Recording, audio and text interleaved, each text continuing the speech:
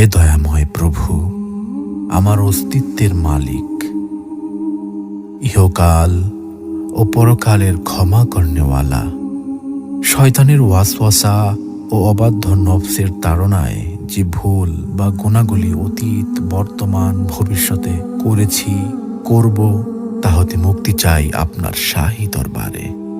আপনি সব পারেন। আপনি দিনকে রাতে পরিণত করতে পারেন, আপনি রাতকে দিনে পরিণত করতে পারেন। আপনার কুদরত ও ক্ষমা সব কিছুর ঊর্ধ্বে। আপনি কারো কাছে জবাবদিহিতা করেন না। আপনি রাজাধিরাজ।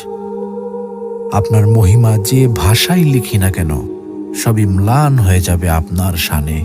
পাপের ভুবনে পাপে পূর্ণ আমি, শত সহস্রবার ভূপৃষ্ঠে কপাল ঠেকিয়ে আপনার নূরের চরণতলে ক্ষমা চাই। হে প্রভু দয়াময়, ক্ষমা করুন নিজ গুণে।